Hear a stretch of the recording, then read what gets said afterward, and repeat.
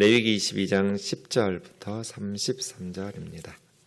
일반인은 성물을 먹지 못할 것이며 제사장의 객이나 품꾼도 다 성물을 먹지 못할 것이니라. 그러나 제사장이 그의 돈으로 어떤 사람을 샀으면 그는 그것을 먹을 것이며 그의 집에서 출생한 자도 그렇게 하여 그들이 제사장의 음식을 먹을 것이며 제사장의 딸이 일반인에게 출가하였으면 거제의 성물을 먹지 못하되 만일 그가 과부가 되든지 이혼을 당하든지 자식이 없이 그 친정에 들어와서 젊었을 때와 같으면 그는 그 아버지의 몫의 음식을 먹을 것이나 일반인은 먹지 못할 것이니라. 만일 누가 부지 중에 성물을 먹으면 그 성물에 그것에 5분의 1을 더하여 제사장에게 줄지니라. 이스라엘 자손이 여호와께 드리는 성물을 그들은 속되게 하지 말지니 그들이 성물을 먹으면 그 죄로 인하여 형벌을 받게 할 것이니라. 나는 그 음식을 거룩하게 하는 여호와이니라.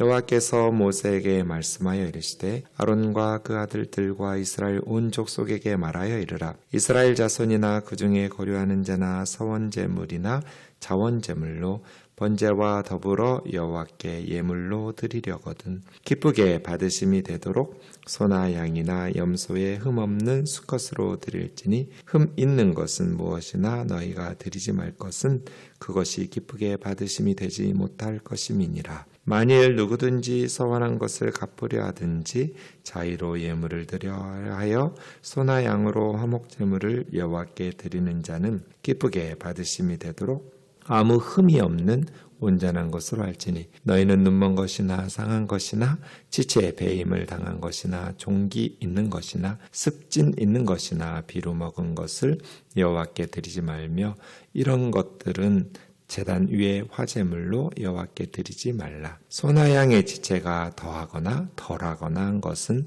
너희가 자원제물로 쓰려니와 서원제물로 드리면 기쁘게 받으심이 되지 못하리라. 너희는 고환이 상하였거나 치었거나 터졌거나 배임을 당한 것은 여호와께 드리지 말며 너희 땅에서는 이런 일을 행하지도 말지며 너희는 외국인에게서도 이런 것을 받아 너희의 하나님의 음식으로 드리지 말라. 이는 결점이 있고 흠이 있는 것인즉 너희를 위하여 기쁘게 받으심이 되지 못할 것임이니라. 여호와께서 모세에게 말씀하여 이르시되 수소나 양이나 염소가 나거든 이래 동안 그것에 어미와 같이 있게 하라. 8째 날 이후로는 여호와께 화제로 예물로 드리면 기쁘게 받으심이 되리라. 암소나 암양을 막론하고 어미와 새끼를 같은 날에 잡지 말지니라. 너희가 여호와께 감사 예물을 드리려거든 너희가 기쁘게 받으심이 되도록 드릴지며 그 제물은 그날에 먹고 이튿날까지 두지 말라. 나는 여호와이니라. 너희는 내 계명을 지키며 행하라. 나는 여호와이니라. 너희는 내 성물을 속되게 하지 말라. 나는 이스라엘 자손 중에서 거룩하게 함을 받을 것이니라. 나는 너희를 거룩하게 하는 여호와요 너희의 하나님이 되려고 너희를 애굽 땅에서 인도하여 낸 자니 나는 여호와이니라. 아멘. 어제 말씀드린 것처럼 22장 10절에서 16절까지는 제사장의 가족의 범위를 이야기하고 있습니다. 어디까지가 거룩한 음식을 먹을 수 있는 제사장의 가족인가이지요. 그리고 17절부터 33절까지는 흠 없는 제물을 하나님 앞에 드리라입니다. 이것이 20장 앞부분에 있는 흠 없는 신체적 장애가 없는 사람이 제사장의 직무를 수행하라는 것과 같이 이렇게 세트로 되어 있습니다. 그러니까 하나님 앞에 예배할 때는 그만큼 거룩한 하나님 앞에 예배가 존귀하다는 것이죠. 그래서 결함이 없는 사람이 제사장의 직무를 집례하고 또 흠 없는 그런 온전한 제물로 하나님 앞에 드려야 된다입니다. 이제 말씀드린 것처럼 이제 예수님에 의해서 모든 신체적 결함이 있는 자가 주의 일을 할 수 없다라는 제약이나 이런 것들은 다 제거되었다고 보아야 합니다. 자, 10절에 보시면 일반인은 성물을 먹지 못할 것이며 제사장의 객이나 품꾼도 다 성물을 먹지 못할 것이니라. 그러니까 제사장과 제사장의 가족만 하나님 앞에 드릴 거룩한 음식, 성물을 먹을 수 있다 하는 것입니다. 제사장 집에 일시적으로 손님으로 와서 체류하는 객이나 아니면 제사장을 위해서 일하러 온 품꾼이라 할지라도 그 거룩한 성물은 먹을 수 없다. 그럼 어떻게 하겠어요? 다른 음식으로 만들어서 줘야겠죠. 손님으로 온 객이나 아니면 제사장 집을 위해서 일하러 온 품꾼들은 그렇게 할 것입니다. 그러나 제사장의 돈으로 어떤 사람을 샀으면 이제 종으로 제사장 집에서 사서 일시적으로 머무는 손님이나 품꾼이 아니라 계속해서 머무는 그러한 종은 제사장의 가족이라고 봐야 돼요. 그래서 성물을 먹을 수 있다는 것입니다. 왜 제사장의 가족은 성물을 먹을 수 있도록 하냐면 그래야 제사장이 가족에 대한 부양의 책임에서 벗어나서 거룩한 사역에 전념할 수 있기 때문이에요. 그러니까 제사장들은 사역에 전념할 수 있도록 제사장뿐 아니라 제사장의 가족들도 거룩한 음식을, 성물을 먹을 수 있도록 해야 되는데 종을 돈으로 사서 데려왔어요. 그럼 그 종은 성물을 먹을 수 없다. 그 종들 중에는 외국인들도 있거든요. 이방인에게서 산 종들도 가능해요. 그럼 너는 이방인이니까 물론 제사장의 종으로 들여오려면 할례 받아야 돼요. 그러니까 이방인이라 할지라도 할례 받고 그들의 신을 버리고 하나님을 섬기는 하나님의 백성이 된다면, 이스라엘은 혈연 공동체가 아니라 할례 공동체라고 제가 늘 말씀드리잖아요. 그런 종이 오면 제사장의 가족이라고 봐야 돼요. 그러한 종들은 제사장의 가족이 아니라고 하면 늘 그 사람들을 위해서 또 음식을 따로 하고 뭐 이런 불편함이 있겠죠. 그러니까 제사장과 함께 살아가는 가족의 번유에 돈을 주고 산 종들, 그리고 그 종에게서 태어난 자녀들도 포함되는 것이죠. 돈으로 샀으면 먹을 것이며 그 집에서 출생한 자, 이제 제사장 집에서 종으로 사는 그 집에서 태어난 종의 자녀들도 제사장의 음식을 먹을 것이다. 아들은 뭐 말할 것도 없고요. 제사장이니까요. 제사장의 아들은. 제사장의 딸이면 어떻게 될까요? 제사장의 딸이 제사장에게 결혼했으면 말할 것도 없죠. 제사장 가족이니까. 그런데 제사장의 딸이 일반인에게 결혼하면 어떻게 될까요? 제사장 가족이 아니에요. 친정에 와서 거룩한 잼을 먹으면 안 돼요. 너는 그냥 시댁에서 남편과 함께 그 음식을 먹어야죠. 그런데 일반인의 딸이 이렇게 결혼해서 시집 갔다가 과부가 됐거나 이혼을 당하고 친정으로 올 수 있잖아요. 그럼 이 딸은 어떻게 될까요? 자식이 있느냐 없느냐에 따라 달라요. 자녀가 있으면 이 거룩한 음식 먹으면 안 돼요. 그러니까 과부라 할지라도 아니면 이혼녀라 할지라도 자녀들이 있으면 아버지 어머니와 딱 분리돼서 한 가족을 구성하게 되는 것이죠. 그러니까 하나님 앞에 드려진 예물, 친정의 예물을 먹으면 안 돼요. 그냥 자기들이 먹고 살아야 돼요. 근데 자녀가 없으면 결혼했는데 과부가 됐거나 아니면 이혼을 해서 친정으로 돌아왔는데 자녀가 없어요. 그때에는 여인들이 직업을 가지거나 뭐 이럴 수도 없고 땅을 새로 분배해 받지도 못해요. 보통 이런 경우. 그럼 이제 당장 먹고 살기가 힘들어져요. 그럴 때는 친정에 돌아와서 제사장의 가족이 되는 거예요. 결혼 전에 딸처럼. 그렇게 과부나 이혼녀가 된 경우, 딸의 경우는 자녀가 있느냐 없느냐가 중요해요. 자녀가 없을 때는 그냥 결혼 전에 딸과 같이 함께 먹을 수 있어요. 그런데 일반인은 먹지 못한다는 13절의 이 말은 시댁 사람들을 먹일 수는 없어요. 그 일반인이니까요. 본인만 다시 결혼 전에 제사장의 딸과 같은 가족이 되는 것이지, 그러니까 굉장히 중요하게 취급하는 거죠. 하나님 앞에 드린 성물이기 때문에 제사장이 사역에 전념할 수 있도록 가족은 먹을 수 있도록 허용하나 그 성물이 함부로 일반인들에게 이렇게 오용돼서는 안 되는 것이지요. 만약 부지 중에 그 성물을 먹으면 그 먹은 것의 5분의 1을 더해서 제사장에게 갚아야 돼요. 5분의 1을 배상하면서 속건제물로 드리고 또 그건 죄이기 때문에 순양으로 죄를 씻는 속건제사도 드려야 돼요. 하나님 앞에 드려진 것들을 함부로 먹거나 훼손하면 그건 속죄를 해야 될, 양으로 하나님 앞에 회개해야 될 그러한 죄라는 것이죠. 이걸 우리하고 무슨 상관이 있을까요? 하나님 앞에 드려진 헌금은 아무렇게나 목사가 쓰면 안 돼요. 제사장이 함부로 사용하면 안 돼요. 이건 공직자들도 마찬가지겠죠? 국민들의 세금을 함부로 공직자라고 해서 자기 돈인 것처럼 쓰면 그건 죄죠. 네, 마찬가지로 헌금도 함부로 사용하면 안 되는 것이죠. 2002년에 독일에서 마일리지 스캔들이 있었어요. 정치인들이 공적인 업무를 위해서 독일에서 제일 큰 항공사는 루프트한자라는 곳인데요. 루프트한자라는 항공사에서 마일리지라는 건 공짜로 주는 거잖아요. 쌓이면 그걸 가지고 여행을 가거나 업그레이드해서 좋은 좌석을 앉거나 공적인 업무를 위해서 마일리지를 루프트한자에서 줬는데 그것을 사적인 여행에 사용해서 줄줄이 옷을 벗었어요.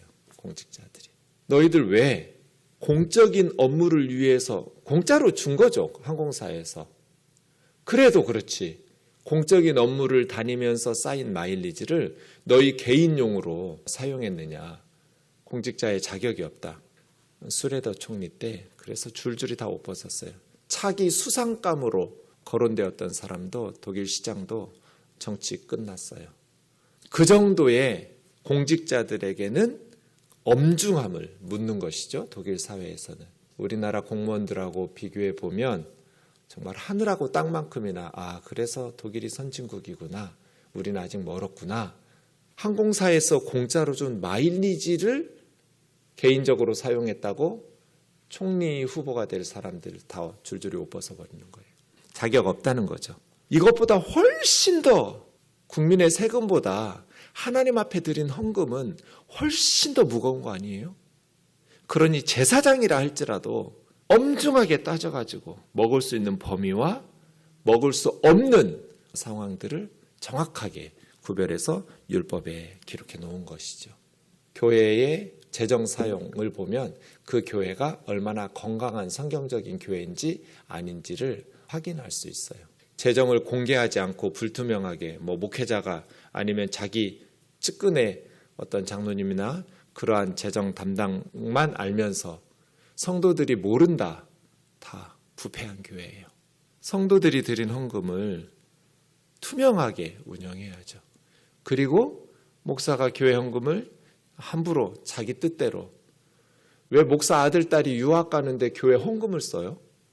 왜 목사가 차가 필요한데 개인적으로 그 집에서 쓰는 승용차를 교회에서 사주고 교회에서 그 보험료와 그 헌금으로 그 휘발유 값을 왜 대줘요? 교회에서 사용하는 신방용 공적인 차량은 당연히 교회에서 사야죠. 교회에서 운영비와 유지비를 대야죠. 그런데 개인적으로 가정에서 사용하는 그러한 승용차를 왜 헌금으로 사주냐고요. 왜 그 운영비를 다른 부목사들은 주지도 않아요. 담임 목사만 그렇게 해요. 왜요? 헌금인데. 헌금 사용하는 것이 두렵구나 하는 것을 저는 여기서 배웠거든요. 하나님 앞에 드려진 예물은 목사가 함부로 쓰면 안 되는구나. 정확하게 그 딸이 시집을 갔냐 안 갔냐, 그 딸이 이혼을 해서 왔을 때 자녀가 있냐 없냐, 돌아왔을 때도 시댁은 먹일 수 없어요. 일반인이니까. 엄격하게. 우리 생각에는 제사장 집에 온 손님, 제사장을 위해서 일하는 품꾼 좀 먹을 수 있을 것 같잖아요. 아니, 성물은 먹을 수 없다. 왜? 하나님께 드려진 예물이기 때문이다. 이지요. 투명하게 하나님 앞에 드려진 예물. 그래서 2번 하나님 앞에 우리가 물질을 드려요. 하나님 앞에 드릴 때 우리 하나님 앞에 드리죠. 헌금할 때. 그리고 교회가 그 예물을 사용할 때 하나님 앞에 드려요. 하나님 앞에 드려진 헌금을 죄 짓는 데 쓰거나 잘못된 세속적인 일들에 사용하면 그게 하나님 앞에 드려진 예물이라고 할 수 있어요? 없죠. 그래서 제가 늘 우리를 위해서는 아껴 쓰고 선교와 구제를 위해서는 풍성하게 하나님 앞에 드려지는, 하나님 앞에 헌금을 할 때뿐 아니라 교회에서 그 헌금을 사용할 때도 우리는 하나님 앞에 예물로 드리는 거다. 그러니 허투루 사용하면 10원도 허투루 사용하면 안 된다. 특히 목사들이 하나님 앞에 드려진 헌금을 개인적으로 사적으로 함부로 자기 돈인 양 그렇게 사용하는 건 이건 범죄 행위예요. 5분의 1로 갚아야 되고 속건제물 어린 양 갖다가 바쳐야 돼요. 뭐 구약하고 신약하고 다르지 않았을까요? 네, 문자적으로 지키진 않지만 원리는 같죠. 제도와 문화는 달라졌지만 원리는 같고 예수 그리스도 안에서 이제 우리가 거룩한 하나님의 직분을 감당하니까 더 바리새인과 서기관들보다 더 거룩하고 경건하고 정직하고 의롭게, 그래서 예수님이 말씀하신 것처럼 교회는 산 위의 동네처럼, 산 아래 사람들이 보고 등경 위의 등불처럼 세상 사람들이 보고 너희 착한 행실을 보고 하늘에 계신 너희 아버지께 영광을 돌리게 하라. 교회가 하는 것들을 보고 교회에서 재정을 받으면 믿음이 더 좋아져야죠. 하나님이 하시는 일들을 경험하고 느끼니까. 교회에서 운영위원회 되고 당회원이 되면 목사님하고 더 가까이 교회 사역을 하다 보면 믿음이 더 자라나야죠. 하나님의 역사들을 경험해야 되니까. 더 하나님이 행하시는 것을 보고 너무 멋있다, 너무 좋다, 이러한 것들로 믿음이 자라나야 되는데 왜 교회 일을 앞장서서 깊이 있게 교회의 비밀스러운 것들을 다 알게 되면 시험이 드냐고요. 왜 믿음이 넘어지고 자빠지냐고요. 그 사람들이 문제가 아니라 목사가 잘못하는 거죠. 교회가 잘못한 거예요. 교회는 산 위의 폴리스예요. 안 믿는 사람들이 보면서 나도 저렇게 살아야겠구나, 참 좋구나, 이렇게 느껴야 되는 것이죠. 우리 교회의 모든 것들을 다 공개해 놓고 안 믿는 사람들이 볼 때 참 좋은 사람들이구나, 나도 교회 다니고 싶다, 이러한 마음이 들어야 되는 것이죠. 17절부터 30절까지 짐승에도 흠이 없는 걸 드려야죠. 하나님 앞에 드릴 때는 흠 없는 동물로, 흠이 있는 것들을 드리면 안 되는 거예요. 제사장이 육체적인 장애로 인해서 성막에서 섬기는 것들이 제한되었던 것처럼 제물도 흠 있는 것은 하나님 앞에 드려서는 안 된다.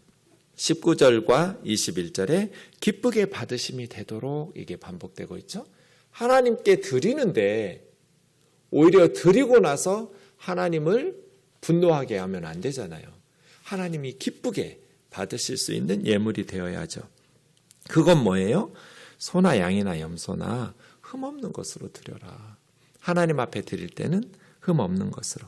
특별히 이제 자원제나 서원제로 드릴 때, 이게 다 화목제들인데요. 자원에서 드릴 때, 또 서원한 것을 갚기 위해서 드릴 때, 이러한 것들을 드릴 때 하나님 앞에 바른 것을 흠없는 것들로 기쁘게 받으시도록 드려야 된다.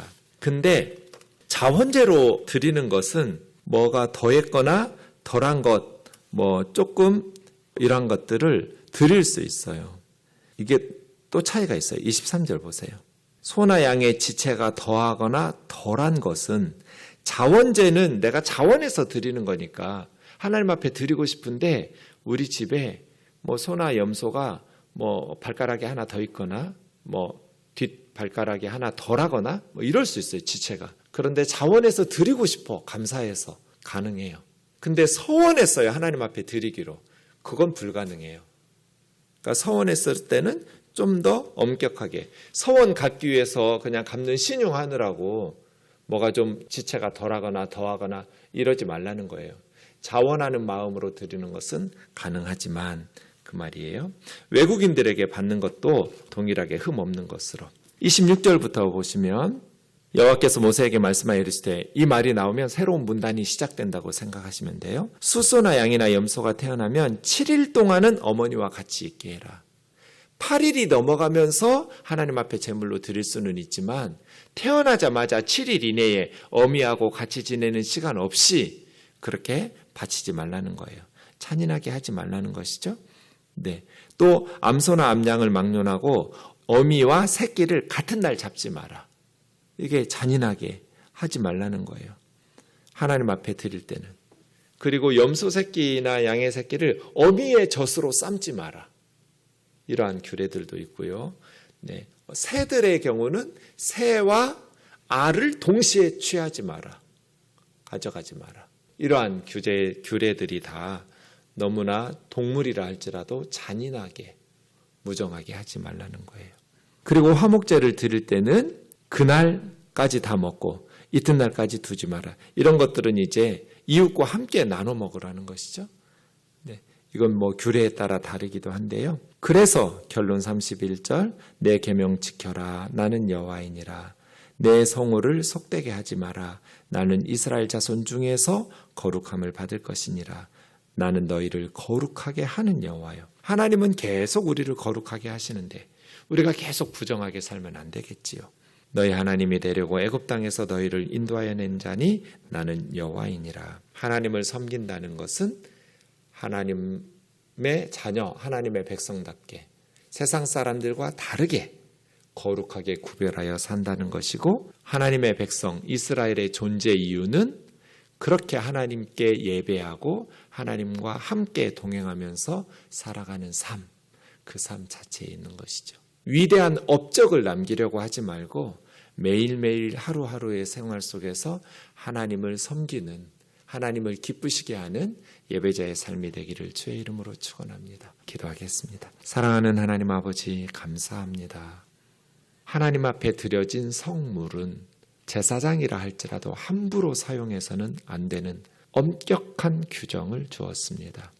선진국들은 세금도 공직자들이 함부로 사용하면 심각하게 여기는데, 하물며 교회에서 하나님 앞에 드려진 헌금을 목회자들이나 교회를 운영하는 이들이 함부로 가볍게 여긴다면 어찌 성경적이며 하나님 기뻐 받으시는 공동체라 할 수 있겠나이까.